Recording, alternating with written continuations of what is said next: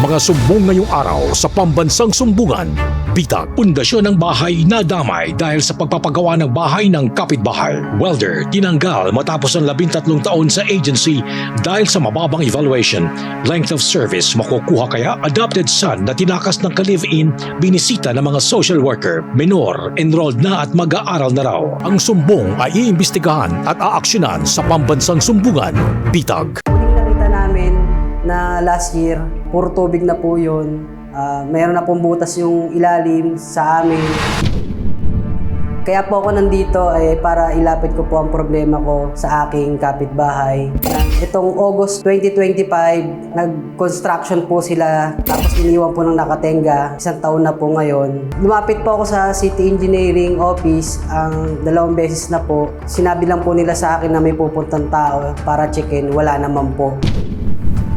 Ang wino-worry ko po at pinag-aalala ko, baka po bumuho po ang aking pader kasi wala po silang sariling firewall. Nilagyan lang po nila ng buhangin na nakasako. Yun po ang inaalala namin kasi tag-ulan po ngayon, sigurado sobrang dami pong tubig ngayon nung bahay na yun. Ang sumbong ay iimbestigahan at aaksyonan sa pambansang sumbungan. Bitag.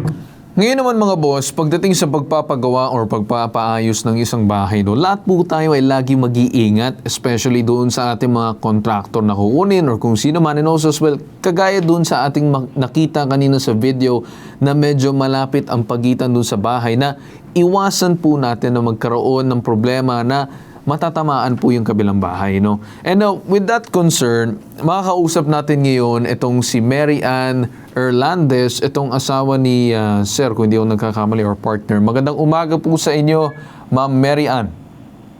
Magandang umaga po. Alright. Sir. Ma'am Mary Ann, tama ba? Asawa niyo po si Sir Elvin, tama po ba? Opo, yes po. Hindi po kasi siya nakaano ngayon dahil nasa OR po siya. Okay lang po, Hospital. ma'am, no? Good luck po sa kanyang pagpapa-opera. Ngayon, ma'am, ang concern ninyo, mama, no, dito sa bahay na kung saan mukhang may naging problema doon sa construction ng kabila, kung saan may Opo. tinamaan ata na mahalagang pundasyon doon sa inyong bahay. Tama po ba? Opo. Okay. Bali Sige, ma'am. po, na-concern ko na po yun sa kanila last year na nakapunta na po kami ng barangay. Naayos naman po yun. Kaya lang po, ang main problem po kasi namin is yung hukay po na malalim, andun pa din po. Na-stop po kasi yung construction nila. Nakausap niyo ba, ma'am, yung mismong may-ari or hindi? Hindi po. Kasi po yung may-ari, hindi po talaga namin nakikita. Sige. Bali, So, bakante sino po, ma'am, yung bahay po kasundo siya. ninyo doon sa barangay? Yung caretaker lang po last year. Caretaker, okay. Opo. Ngayon, si caretaker ba, pati siya, hindi niya makontak yung mismong may-ari ng bahay? Ngayon po kasi wala po akong contact po sa kanila kasi wala pong nakatira sa bahay po na yun. Bakante po talaga siya. Ngayon, ma'am, kwento mo nga sa akin, no, paano nakarating sa inyo yung impormasyon na kung saan may problema yung ginagawang hukay sa kabila? Kasi of course, yan ay private property. Gusto ko lang, ma'am, malaman, paano ba umabot sa inyo yung impormasyon na may problema dun sa may hukay na yun? Bali po nagsumbong po mismo sa amin yung gumagawa po sa kanila. Nakonsensya po sa akin, kinuntahan po ako mismo kasi po nag-aalala siya na masisi po siya dun sa nangyari po na yun. Okay. Kaya po napunta Okay, po kami ma'am, sa barangay. yung nagsumbong ba sa'yo, ano bang trabaho niya? Siya ba yung foreman? Siya ba yung engineer? Siya ba yung manggagawa? Ano ba siya doon? Ang sabi niya po sa akin, foreman daw po siya. Si foreman. Okay, so si foreman, kinausap ka at nagsabi na may naging problema dun sa kanilang construction, na may tinamaan na pundasyon. Tama po ba? Opo. Okay. Ma'am, ano daw yung mga nasabi ni foreman na bakit siya nakonsensya at bakit malala ba yung sitwasyon? Bali po, malalim po yung hukay. It's 1 month na nga po yan bago niya sa akin nabanggit. Nag-aalala siya na naubos na po yung lupa sa ilalim. Bali po, ang nangyari, napunta nga po kami ng barangay, nakausap ko na po siya. Hindi, okay ma'am, bago tayo pumunta doon sa barangay na, bakit ba ma'am sila naguhukay ng malalim para saan? Sabi daw po, tataasan daw po yung bahay, magpapagawa daw po ng bahay. Parang hindi po ako nagkakamali, 3 o limang palapag po. Yun po ang sabi namin. Parang tinitibayan yung pundasyon kasi mas tataas yung bahay. Opo, parang yun po yung pagkakabanggit po sa amin. Ngayon, Magpapagawa daw po okay. bahay. Di ba ma'am, normal lang naman yung mga naguhukay. Anong naging problema? Bakit biglang naging napanganib ang inyong bahay doon sa kanilang ginagawa? Ang concern ko po kasi 1 taon na po na hindi po nagagawa. Nakatenga lang po yung hukay. Kasi pagtapos po takpan yung part na nasira po nila, yung hukay po nandun pa din po. Hindi po talaga nagtuloy yung yung construction po nila. Okay, so worry mo ma'am, dahil nakatiwangwang, baka madamay ang inyong bahay kapag may biglang gumuho dyan. Tsaka po ulan po ng ulan, sir. Natatakot po ako na yung safety po, yun lang naman po. Na Sige. matulungan po kayo makita kung ano po itsura ngayon. Okay. Ma'am, ngayon naman matanong ko, regarding dito sa City Engineering, no, nailapit mo na ba ang iyong concern doon sa City Engineering Office? Yes po, nailapit na po namin. Okay. Anong nasabi nila noong nakaraan? Ano po, bali, ang sabi po sa akin na tawagan na daw po yung may-ari. Tawagan na yung may-ari. Pero naggawa ba sila ng mismong inspection sa lugar nung time na nagreklamo ka or hindi ka pa nakapag-file ng formal complaint? Nakapunta po sila nitong last week po. Last week? Pumunta po sila. Pero dati daw po nakapunta na sila. Kaya lang hindi daw po nila makita yung may-ari. Tapos po, nito, nakontak na po nila nung last week, nakontak na po nila. Tapos, ang sabi naman daw po sa kanila, itutuloy daw po yung construction. Kaya lang po, syempre po, ang inaalala po namin, 1 taon na po. Gusto po sana nang makita kung ano na pong itsura ngayon, nung hukay po na yun. Okay. Sige ma'am. So ang concern mo, no, makahingi ng tulong sa ahensya ng gobyerno regarding dito sa lupa. Tama po ba? Opo. Okay, sige ma'am. Kausapin natin yung sa kabilang linya si Engineer Eddie Romeo Jr., Chief Inspection and Enforcement Division ng Malabon City. Magandang umaga po sa inyo, Engineer. Hello po sir, good morning. Alright. Engineer Eddie, no, may concern ng inyong residente dyan sa lugar na kung saan may ginawang construction sa tabi ng kanyang bahay. Ngayon, medyo kasi magkakalapit ang lupa ng kanilang bahay doon sa ginagawang struktura. Ngayon, sir, nagkaroon ng parang hukay ata na medyo malalim-lalim na nagkakaroon siya ng concern at mismo mga tauhan na gumagawa nagsasabi na sa kanila na sila din ay concerned doon sa ginawang construction. Siguro, sir, unang-una, meron bang naging permit ang umano'y may-ari or kung sino man yung representative dyan para magpatayo na or gumawa ng struktura dyan? Yes sir, actually sir, meron pong valid na building permit po yung may-ari upon inspection po namin. Okay, building permit, sir, from when until when? Ang issued building permit namin sir, upon checking sa record is July 2025 last year. And Hanggang? actually sir, 1 year po yan valid. So basically, expired na siya, July 2026. Apo, yes po. Okay. Ngayon, sir, sabi daw, nailapit na sa inyong tanggapan itong issue. Napuntahan nyo ba? Na-inspect nyo ba yung mismong lugar? Ano bang masasabi ng inyong tanggapan, sir? Yes sir, actually, brief explanation lang doon sa construction nung ginagawa nung rereklamo po nila. Additional 2-story po yan, sir, from existing 2-story na residential house po nila. Bali, magiging 4-story po yung construction nila. Okay. Ngayon, sir, meron bang ginawang pagsusuri ang ating city engineering dun sa naging parang building plan? May plan yan usually, sir, di ba? Bago itayo yung struktura na isasubmit? Yes, sir. Upon submission naman po nila ng application sa city, ina-evaluate po yan ng processing division po ng local building office. Since na-issuean po sila ng building permit, meaning sumusunod po sa National Building Code yung sinabi nila. Yes, I got that naman, sir. Ngayon, nag-submit sila ng requirements. The problem is, hindi natapos kaagad within the set timeline yung mismong building. Ngayon, sir, matanong ko lang yung doon sa concern ni ma'am, siguro diretso na, no?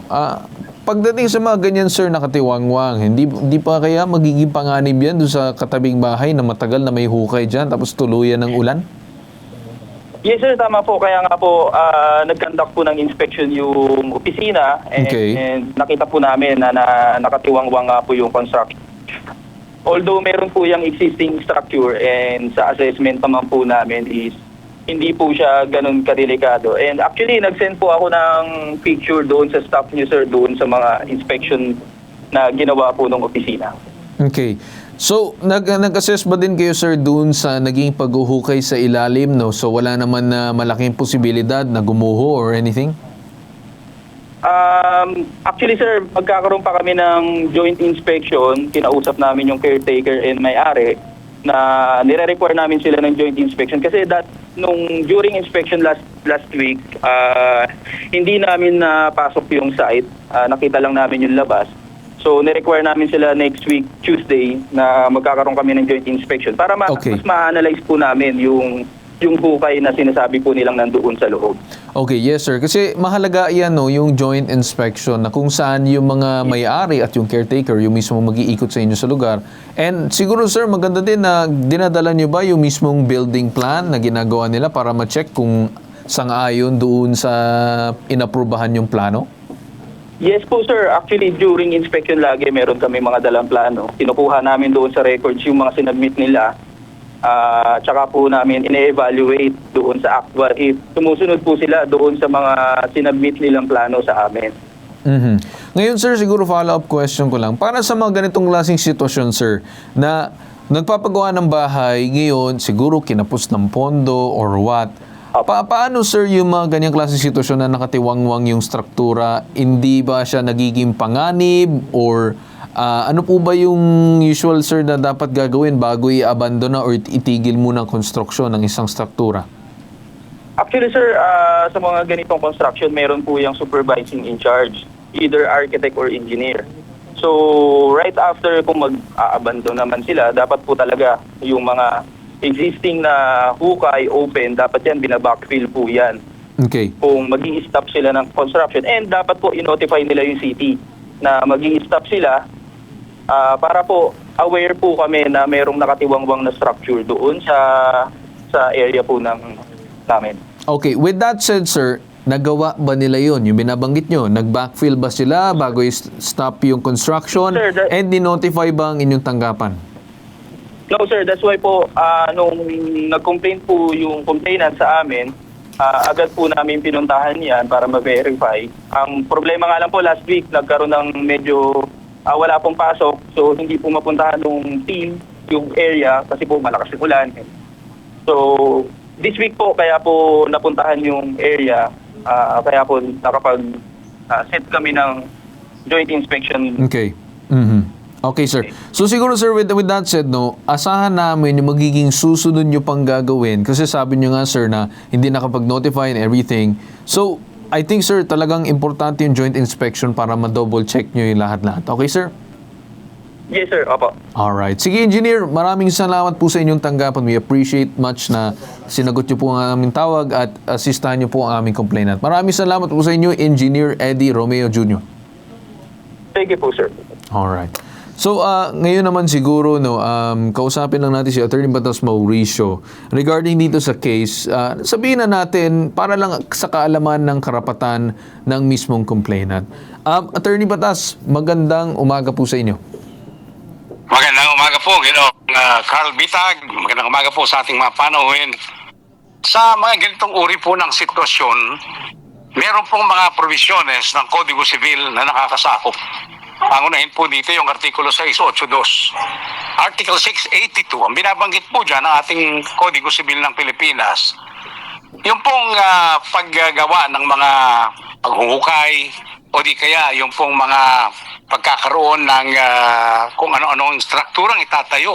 Kailangan na hukayin ng lupa, kailangan pong maging maayos sapagkat kung ito po ay magdudulot ng napakatinding ingay o di kaya magbibigay ng panganib doon sa pagkakatayo ng mga nakapaligid na kabahayan, ituturing po yan na nuisance. Ibig sabihin ng nuisance, isang bagay o isang kondisyon ng isang bagay na magdudulot ng pagkainis o di kaya panganib o banta sa buhay ng kanilang kapwa o kanilang mga kapitbahay. Pwede pong patigilin yan sa pamamagitan ng sasampa ng kaso po muna sa barangay.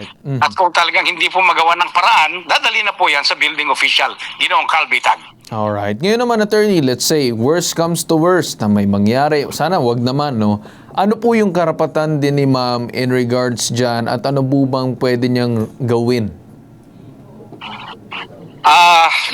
Pagka po talagang matindi na po yung pinsala, o di kaya wag namang ipahintulot tao na ang napinsala, ano man ang pinsala, nasugatan man o kung ano man, o di kaya nagkaroon ng binawian ng buhay, mangyayari po yan. Kasong kriminal po ang ihahataw doon po sa may-ari ng bahay na nagpapagawa ng kanyang bahay o naguhukay sa kanyang kapaligiran. Ang tawag po dyan, reckless imprudence resulting to homicide, sapagkat lilitaw kaya nagkaroon ng pinsala, kapabayaan yung pong pag-iingat na dapat ginagawa. Ginoong Carl Bitag. With that said, Attorney Batasno, kami nagpapasalamat dun sa inyong binahagi ngayon. Maraming salamat, Attorney. Maraming salamat po at magandang araw po sa ating lahat. Alright. Balikan natin si ma'am, yung ating kausap ngayong araw. Ma'am, nandiyan pa ba kayo? Sir. Apo, sir. Okay, ma'am, narinig nyo naman na naging panig ng mismong engineering. So sabi nila, hindi sila titigil dun sa maginawang previous inspections. Magkakaroon ng joint inspection kasamang may-ari at caretaker para dito sa nangyari. Narinig mo din, ma'am, bago Apo. iiwan ang isang construction ng nakatiwang mo or titigil, dapat may backfilling, meaning may mga bagay na dapat ilalagyan ng lupa. Pangalawa, meron dapat notification dun sa ating local government. So, yun ang mga hindi daw nila na-comply. So, with that said, ma'am, mag-check talaga sila dito sa property na ito. Okay po sa inyo, ma'am? Opo, sir. Maraming salamat po, sir. Alright. Tsaka, ma'am, narinig nyo naman din siguro ang naging panig ni Attorney Batas Mauricio regarding dito sa case. Just in case, ma'am, sabihin na natin sa mga bagay na alam na natin yung karapatan natin ayon sa batas. Okay po, ma'am? Okay po, sir. Alright. Sige po, ma'am, Mary Ann, maraming salamat at good luck po sa inyong asawa. Maraming salamat po, Sir Carl. Thank you, thank you.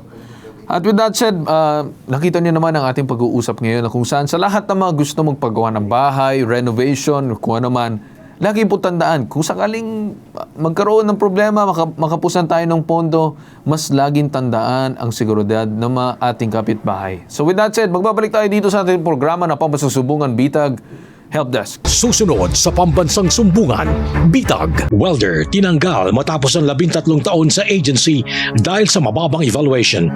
Length of service makukuha kaya? Ang sumbong ay iimbestigahan at aaksyonan sa pambansang sumbungan, Bitag. Pinupuntahan. Maruga, tell your father stop bullying the community. Pinakikinggan. Walang election pero nagkaroon ng problem siya. So sila ang namili? Opo. Kinukumpronta. Ba't nang tatawa-tawa sa akin? Hindi ako nakikipagtawanan sa'yo. Total, wala naman kayong batas. Anarkiya kayo eh. Nag-iimbestiga. Willing naman daw mag-settle si nanay, willing ka naman umalis, so bakit hanggang ngayon wala pa rin? Itinutuwid. Ang menro mo, mekaniko, kaya walang alam. No, sir. Boss, stop it. Sabihin mo dyan sa mekaniko mo sa susunod ha, huwag niyo akong kakantihin. Hindi ako tulfo, si Bitag ako. Umaharap ako. Inuunawa. Pakiramdam mo ba, nakapagpaliwanag ka dun sa LTO? Imbis makapaliwanag, parang lalong bumigat. Kinakatakutan. Illegal to. Bakit pinangangalandakan mo yan sa likod ng truck mo? Anong saysay kung ba't naglalagay ka ng ganyan? Ano sir, Sa mata ng publiko, ginagamit mo sila, niname drop mo sila para untouchable ka. Ginagalang. Kung gusto natin mabalik sa ating poder yung mga bata at itong kinakasama mo, dapat sundin natin yung proseso. Bitag. Next Generation. Walang katapat. Walang katulad.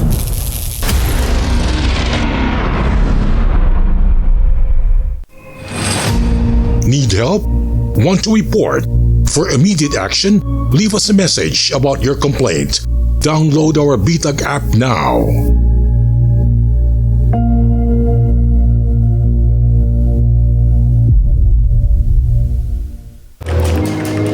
Mark, kain tayo ng lunch. Si Mark.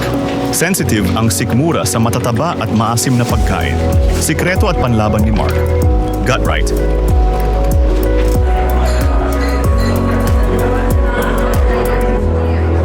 Give what's right for your gut.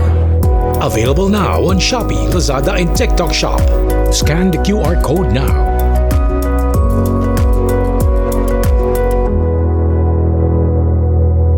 Coming soon to selected drugstores near you. This program is brought to you by San Miguel Corporation, GCash, kaya mo, i-GCash mo, PagCor, advocates for responsible gaming. NGCP. I'm chill because Virtual Pag-ibig is here. I-download na ang Virtual Pag-ibig online app today. Cebuana Luwinier. A very special thanks to the community service partners of Bitag, KFC, it's finger-licking good. Hotel Sogo, so clean, so good. Mapicon, providing pest control solutions. San Miguel Corporation, NGCP. And the award for the best online game scammer goes to... Maraming salamat sa lahat ng hindi nag-check kung legit ang site. Kung wala kayo, wala kaming kikitain. Huwag maging dahilan ng saya ng scammers. Tandaan, walang maloloko kung walang magpapaloko. Play safe. Play only in Pagcor licensed gaming sites. Visit www.pagcorguarantee.ph or scan the QR code. Nag-iisang pambansang sumbungan ng bayan. Ito ang bitag, nananatili na inyong pinagkakatiwalaan. Hindi matinag. Nagbabalik ang pambansang sumbungan, Bitag. Ako po ay magti-13 years na po sa September. Lumapit po ako dito sa pambansang sumbungan ng Bitag. Tinanggal po ako dahil mababa po ako yung evaluation performance. Ako po ay nagtatrabaho na bilang isang fabricator welder sa kumpanya po. Ang hindi ko po matanggap yung pagtanggal sa akin dahil sa evaluation po. Ang foreman ko naman po nakakaalam kung paano po ako gumawa. Ang gusto ko po malaman, kung may habol pa po ako sa agency at makukuha yung lead of service ko. Sa loob ng halos 13 years po. Maraming salamat po. Ang sumbong ay iimbestigahan at aaksyonan sa pambansang sumbungan, Bitag. Alright, diretsuhan na natin kausapin ngayon sa studio itong si Junard Lumbo. Magandang araw po sa inyo, sir. Magandang araw po, sir. Alright. Sir, so nabanggit mo na ikaw ay 13 years na sa isang agency bilang isang welder. Tama po ba? Ngayon, okay, para lang clear yung setup ba natin, ikaw ba ay through agency tapos may kliyente? Opo. Tama? So, nandun ka sa kliyente mo na isang factory ba yun? Pipe welder po. Sa Pipe welder na kliyente. Ngayon, ano sir yung naging problema dun sa ating evaluation na nababanggit ninyo? Yung problema sa evaluation, sir, yung foreman ko na naman nakakaalam po sa trabaho ko. Yung binibigay po sa akin na trabaho bilang isang welder, sinusunod ko naman po. Eh yung nung ako na magpalipat na sana sa ibang department lang, is hindi na pwede. Tapos, Bakit ka nagpapalipat sa ibang department? Nung mayroon silang pinapagawa nung 2025 na pumasok kami ng December, tapos yung lahat na may binibigay po silang oras. Kaso hindi ko sinunod dahil illegal sila eh. Tampering kasi ang kaso ko roon eh. So tumanggi ka? Tumanggi ako. Tapos, yun ba ang unang beses na tumanggi ka sa trabaho? Hindi sir, sa oras lang po yun. Sa trabaho wala naman po. Yung paano naging sir, paano yun nasabi na illegal yung naging desisyon nila? May binibigay po silang oras na pumasok kami ng holiday, December. Tapos may binibigay sila na parang ano tawag nito, yung pa-consuelo, parang pinapaka-bonus. Pero yung hindi kami mag-in, tapos hindi kami mag-out, aprobahan lang po ng visor namin. Yan ang sinabi ng kliyente. Tama, yung kliyente ang nagpapapasok ng ganun, na walang in and out. Opo. Sinabi mo ba sa agency mo? Hindi ko po sinabi ng yun, sir. Hindi mo nasabi sa agency mo. Okay, sige. Ngayon, ito bang evaluation tuwing kailan siya ginagawa? Tuwing taon Yearly? Po. Monthly? Monthly po. Monthly? Sa 2 beses po sa isang taon magbibigay. Okay. 2 beses sa isang taon. Po. Ngayon, ano yung nakalagay doon or naka-indicate sa evaluation mo? Kung bakit, aside sa low performance, ano ba yung naging dahilan? Hindi ko rin maano yun, sir. I-explain ko daw kung paano ako na... Na-explain ba sa'yo na medyo hindi maganda yung pagka-weld mo sa mga pipe nila or ano ba? Maganda naman po pagka-welding ko. Ang na ng foreman ko, yung binigay sa akin na binagsakla ko sa performance. Sa evaluation. Sir, ano ba yung naging rason kung bakit sa tingin mo na binagsak ka sa performance nitong mga nakaraan? Ang rason ko lang doon, sir, yung sabi ko magpalipat lang ako sa sa ibang department. Tapos nung tinawag akong martyr. Nung ayaw ko gumamit noon dahil Hindi nagpa-meeting. na sir, ayoko na ipasukin ko ano man yung naging issue nyo dati. Tinatanong ko lang, ano ba yung naging rason? Hindi ba in-explain sa'yo kung bakit mababa yung evaluation mo? Tsaka ilang beses ginawa yung evaluation na mababa ka? Dalawa. Po. 2 taon. Dalawang taon. Pero So, dalawang taon. 2025 tsaka 2026 or 2024 and 2024 lang po yung 2024 and 2025. Opo. May pasado ako doon, may bagsak. For both 2024 and 2025. Opo. So, nagkaroon ng mga mababang evaluation, ano daw yung rason? Meron ba naka-indicate doon? Hindi ba in-explain sa'yo kung ano ba yung dahilan? In-explain niya sa akin doon, sir, hindi ko na ipasa yung evaluation ko. Yes. Bakit, sir, hindi mo daw napasa yung evaluation mo? Yun nga, sir, ang problema. Hindi ko alam kung paano ako in-evaluate ng foreman ko Dahil lahat naman Hindi, sir. Huwag natin sabihin kung paano ko in-evaluate, ano yung naging resulta ng kanilang evaluation at bakit daw mababa. Bagsak daw ako, sir, sa performance sa paggawa. Yes, sir. Oo. Pero hindi mo ba matandaan kung ano ba sinabi sa'yo o bagsak ka sa performance or mababa yung performance mo sa kadahilanan medyo hindi maganda yung naging pagtrato mo na nakaraan, or number 2, doon sa naging welding mo or trabaho mo sa welding. Ano ba, sir, yung rason para ma-justify ang kanilang mababang evaluation sa'yo? Wala talaga nabanggit sa'yo? May nabanggit, sir, sa yung English naman kasi yung pinano sa akin. So, hindi mo maintindihan? Hindi ko po maintindihan. Okay. So, ngayon, sir, sige, with that said, ano bang gusto mo mangyari at bakit ka nandito sa amin ngayon? Ako lang, sir, ang ano ko lang gustong yung year of leave of service ko na lang po. Length of service. Length of service. Okay, length of service. Saan? Sa agency mo?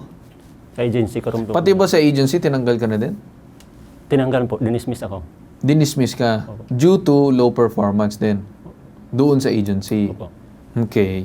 Meron ka na ba mga previous history before na may mababa o 2024 tsaka 2025 lang? Hindi ko rin po alam kung ano Yung palagi naman kami in-evaluate Sige, sir. Okay. So, ang gusto mo na mangyari ngayon ay malaman lang kung meron ka makukuhang length of service. Ikaw ba, nung tinanggal, ikaw ba ay nakapag-clearance na ba? Hindi pa po. Bakit hindi pa? Hindi ako nagpa-clearance. May nag-advise sa akin kung magpa-clearance pa ako. Tinanggap ko na yung pagkatanggal sa akin.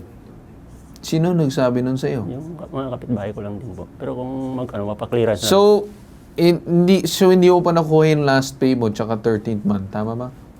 Yung last pay ko po nakuha ko. Last pay. Yung 13th month? Yung 13 months ko at saka yung contribution, yung tawag nito, yung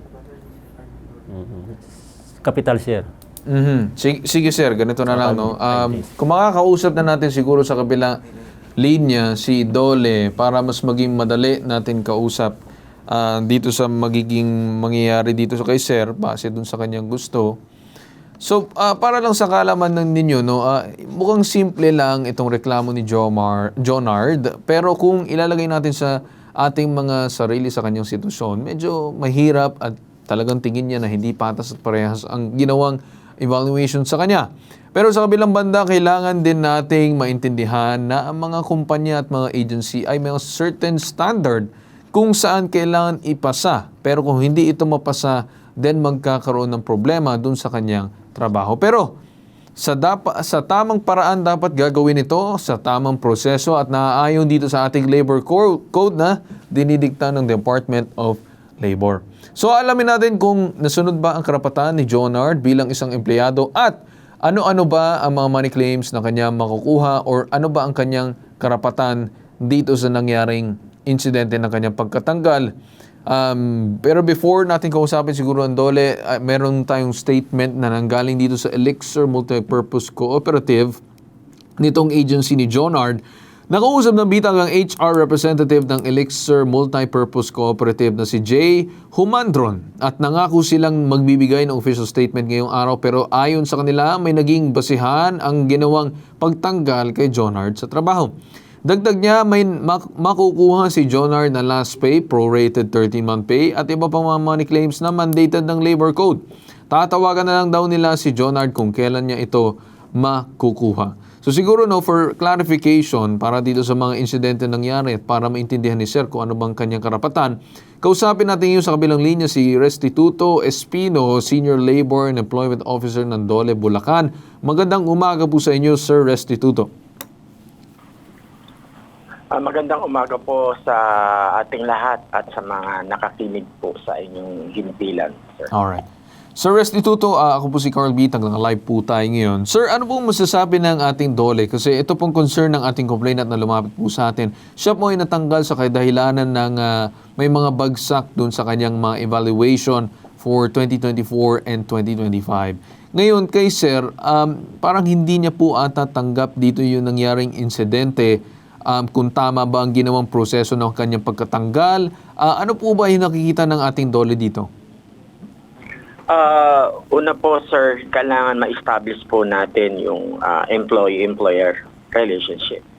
So, Okay. base po sa facts na naibigay po ninyo, na siya po ay nakilalim po ng Agency. LTIR, na isang service provider. So, under DO 174 ng Department of Labor, ito po ay pinapayagan. Okay. Ngayon po, kung base po sa kay Junard, yung reason kung bakit po siya naalis or terminate allegedly dahil po sa poor performance or unsatisfactory rating, not automatically justify for dismissal. Ngayon po, sir, may mga court decisions na po ang NLRC o ang korte na ang poor performance po ay maaring or tunitukoy na efficiency or incompetence po si worker. Pero dapat po, sir, kinakailangan makita natin yung degree o yung bigat o neglect ng incompetence at tinatawag na substantial proof of evidences.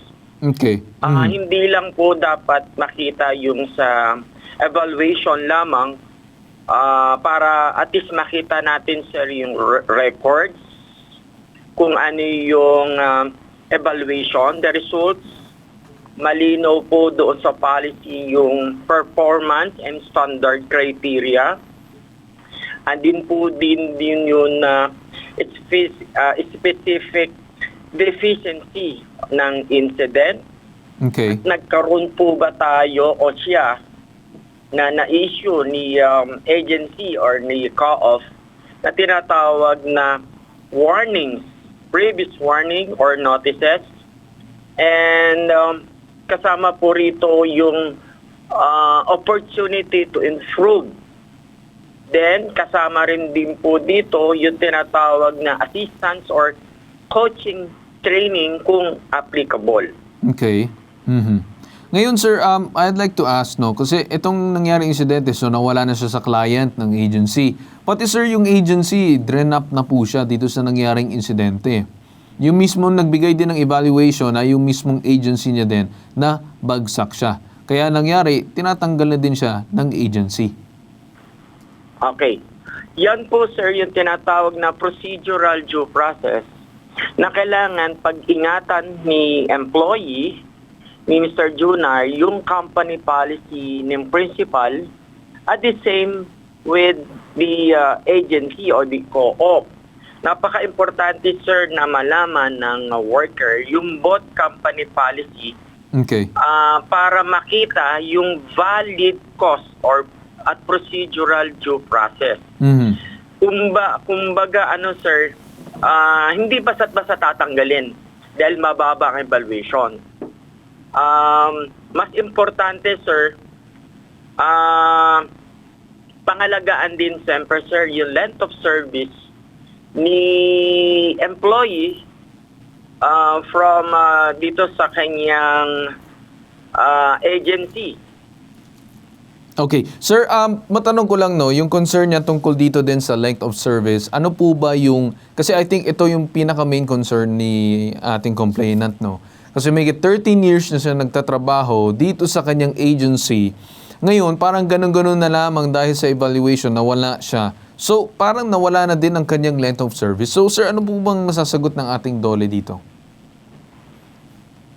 Yes, sir. Kaya po, mas maganda yan, sir, para maging patas din po ang ating tanggapan, ang Department of Labor.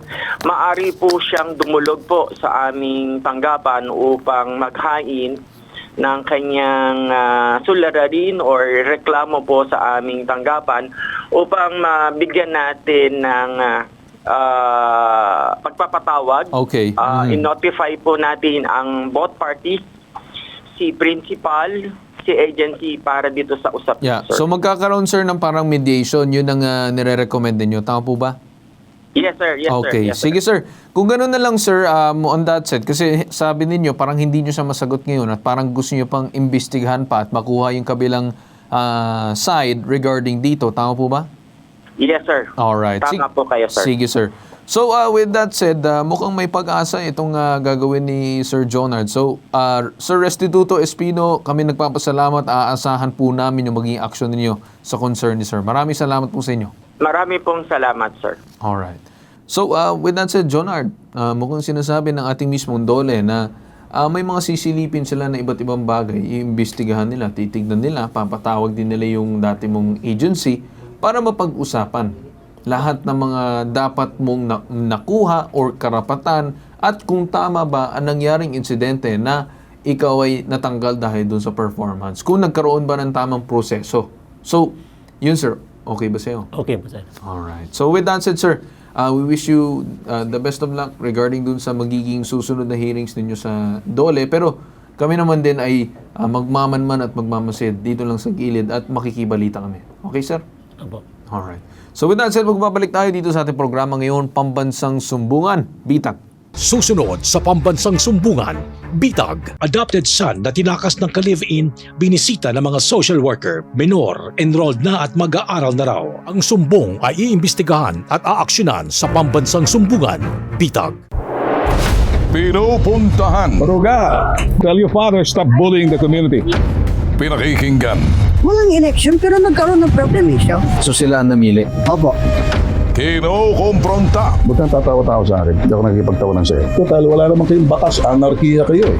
Nag-iimbestiga. Willing naman daw mag-settle si nanay, willing ka naman umalis, so bakit hanggang ngayon wala pa rin? Itinutuwid. Ang menro mo, mekaniko, kaya walang alam. No, sir. Boss, stop it. Sabihin mo dyan sa mekaniko mo sa susunod ha, huwag niyo akong kakantihin. Hindi ako tulfo, si Pitag ako. Maharap ako.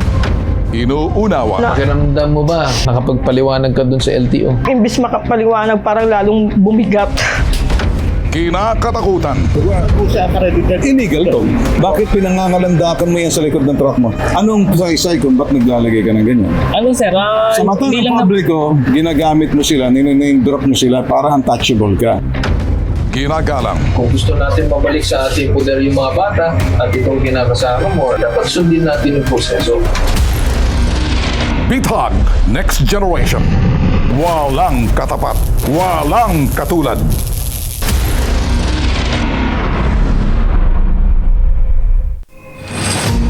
Need help?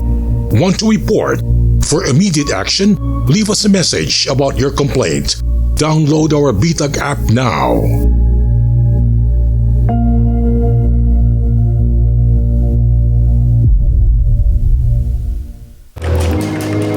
Mark, kain tayo ng lunch. Si Mark. Sensitive ang sikmura sa matataba at maasim na pagkain. Sikreto at panlaban ni Mark. Gut right.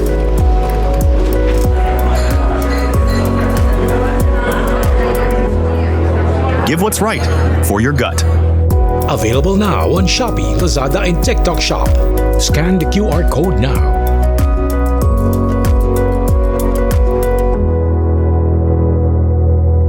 Coming soon to selected drugstores near you.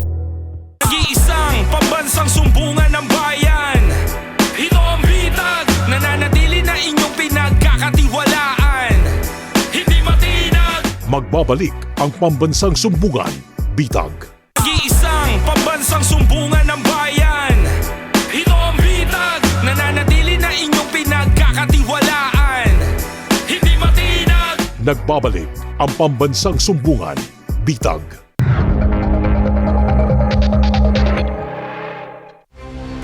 Naintindihan na namin, gusto mo lang makuha yung bata. Opo.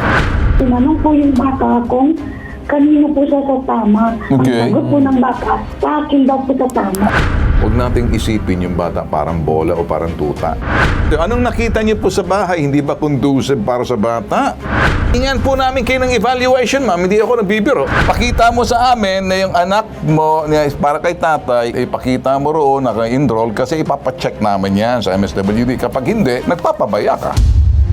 Pakisilip na lang, baka kung talagang totoo naka-enroll, baka naman puro tayo chismis dyan, sabi-sabi lang. Hindi ba? Alright, ngayon mga boss, no, magkakaroon lang tayo ng update regarding dito sa insidente na kung saan itong si tatay lumapit sa atin dahil dito doon sa kanyang anak na dinala ng kanyang former partner, no. Naging concern ni tatay dito, mabilisan lang sabihin ko lang sa inyo na parang mukhang pinagtatrabaho or iba ang ginagawa dun sa probinsya. Imbis na sana nag-aaral, iba yung pinagkakabalahan na oras, napupunta sa iba't ibang bagay yung bata. Medyo nawawalan ng landas ang binabanggit. So, siguro titignan natin kasi nagbilin si Sir Ben noong nakaraan dito sa ating social worker kung anong magagawa niya doon sa nangyaring insidente. So, makakausap natin ngayon sa kabilang linya ang officer in charge ng Municipal Social Welfare and Development Office ng Taft Eastern Samar. Magbibigay siya ng update regarding dito sa issue. So, kausapin natin siya ngayon. Ito si Ma'am Dolet Maria Busa. Magandang umaga po sa inyo, Ma'am. Hello sir, good morning po. Alright. Ma'am, magandang umaga po sa inyo. Ma'am, kamusta? Ano pa lang update natin? So far naman sir, bali na ipa-enroll na namin yung bata.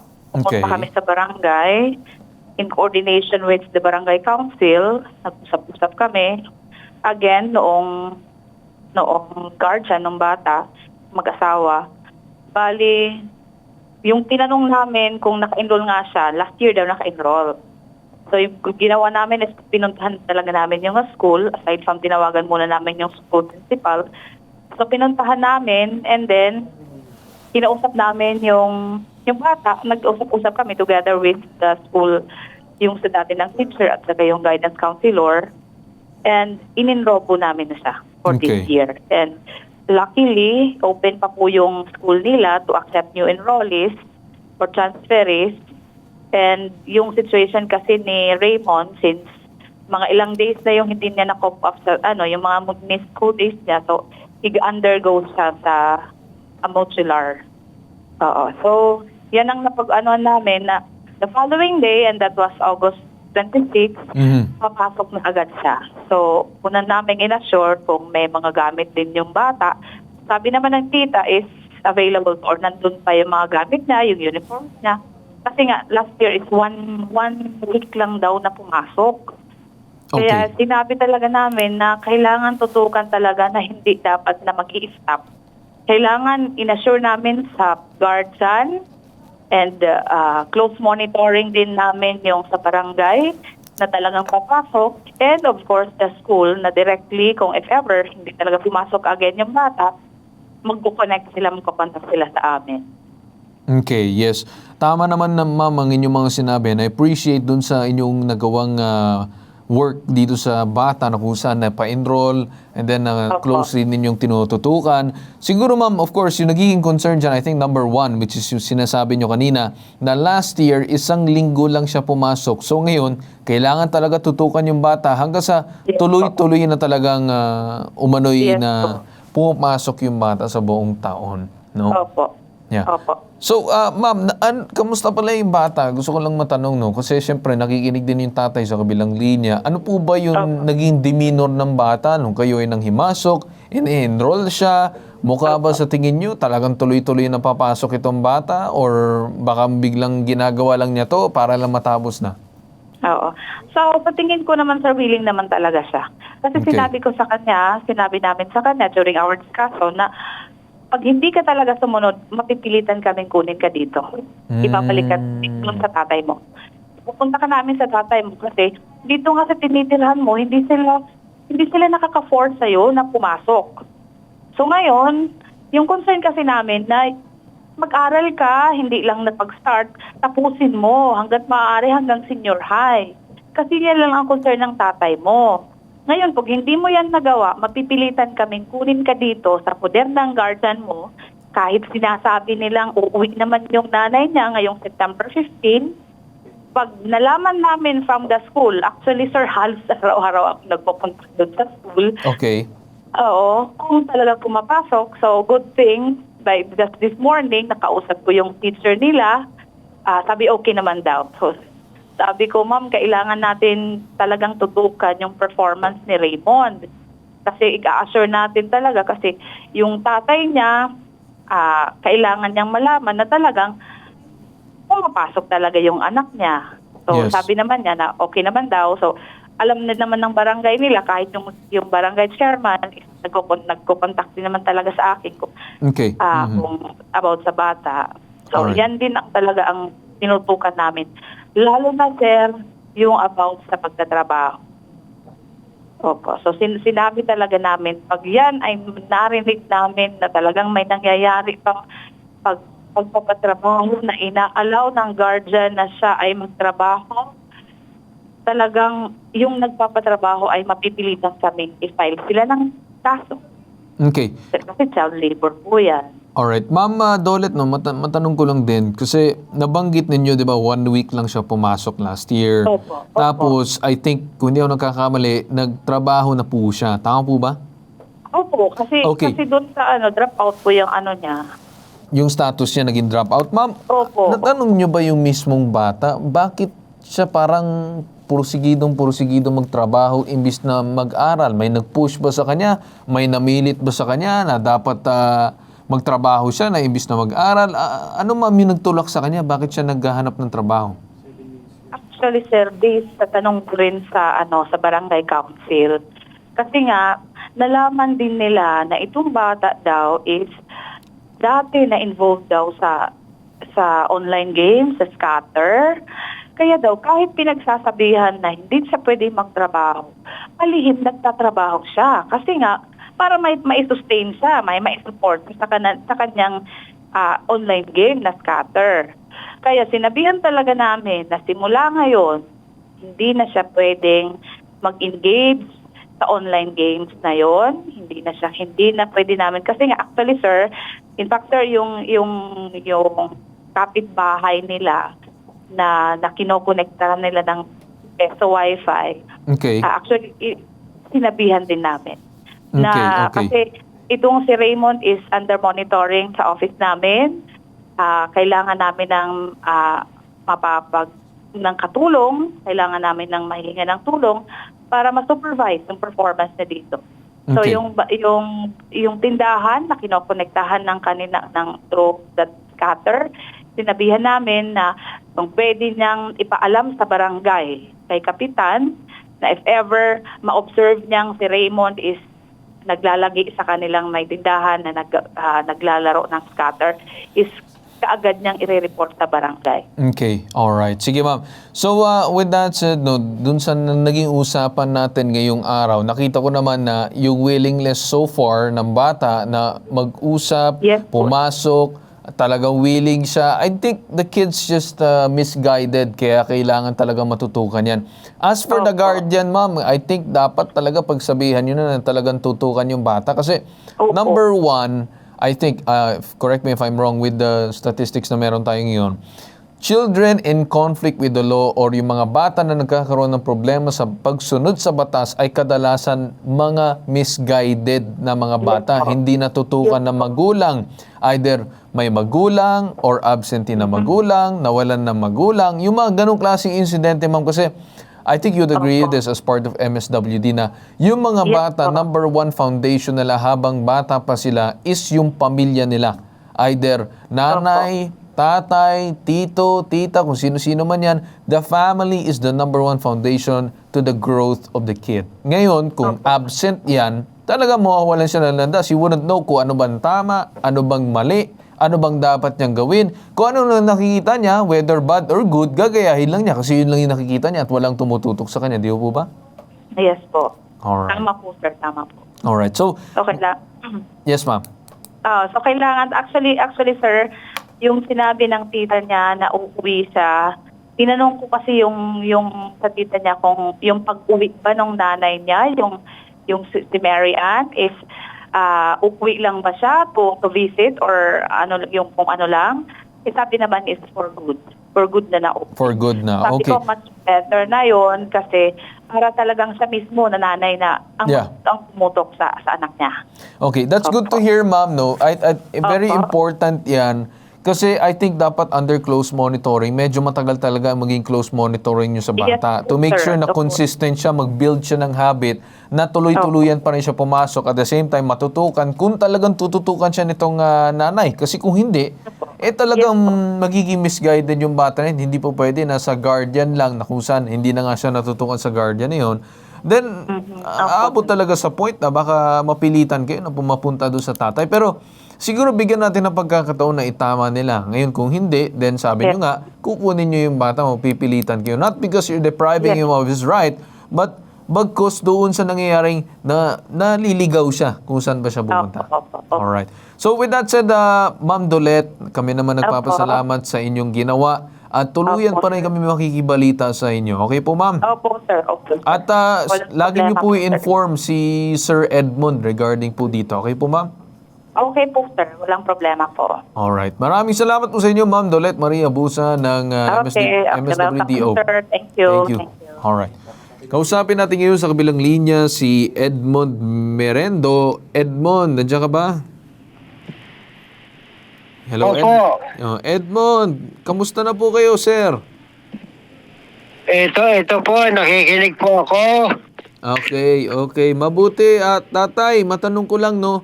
Narinig nyo ba yung sinabi ng ating MSWD ng Eastern Samar?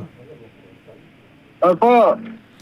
Narinig nyo ba na sinabi na nakapag-enroll na yung bata, tuluyan nilang tinututukan at tumigil na doon sa pag-online games at saka doon sa kanyang paghahanap-hanap ng trabaho? Opo. Yun din ang usapan namin dyan na kapag nag-aaral siya, nagbubuhat-buhat pa, kukunin na daw ng DSWD. Tama.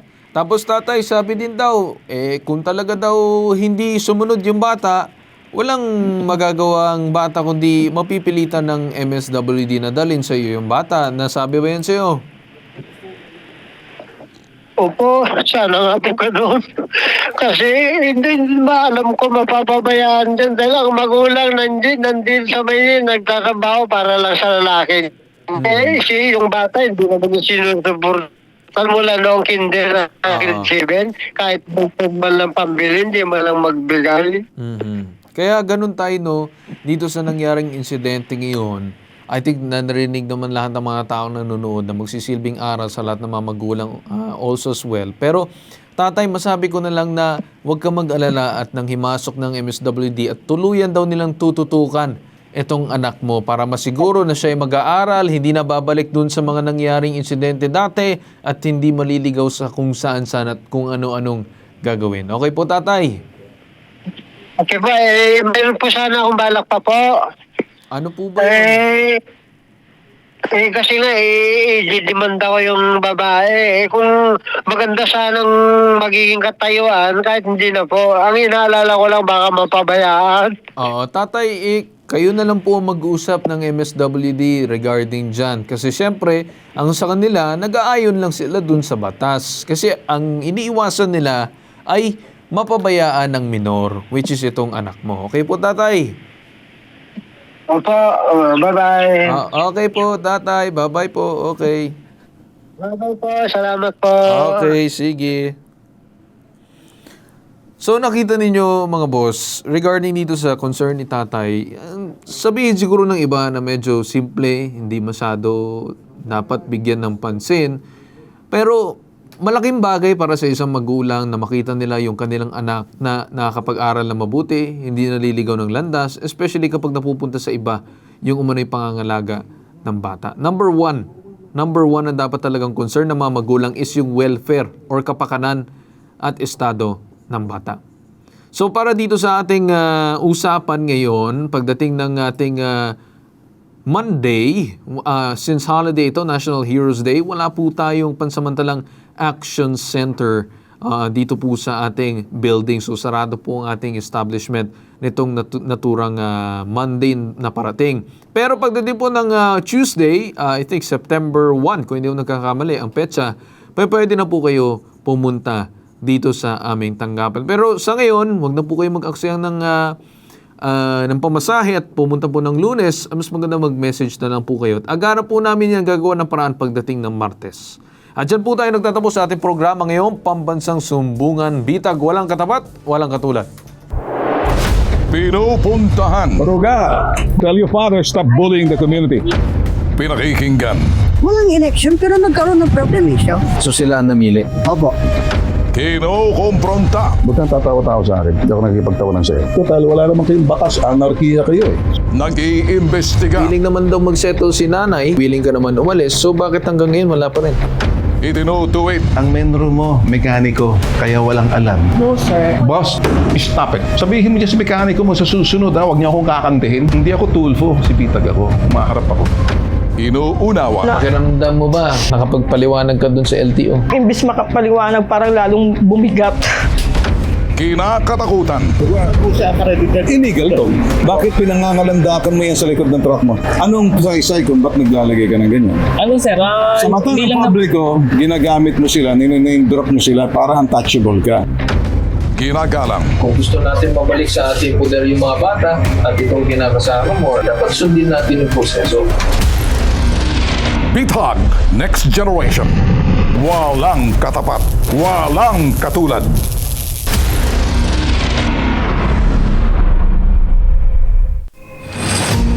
Need help?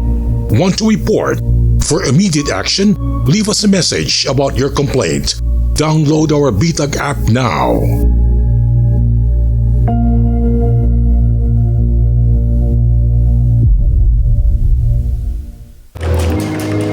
Mark, kain tayo ng lunch. Si Mark. Sensitive ang sikmura sa matataba at maasim na pagkain. Sikreto at panlaban ni Mark. Gut right.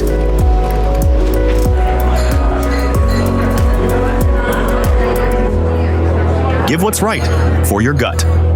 Available now on Shopee, Lazada, and TikTok Shop. Scan the QR code now.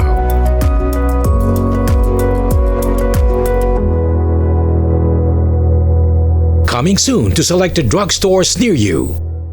Pambansang Sumbungan, Bitag.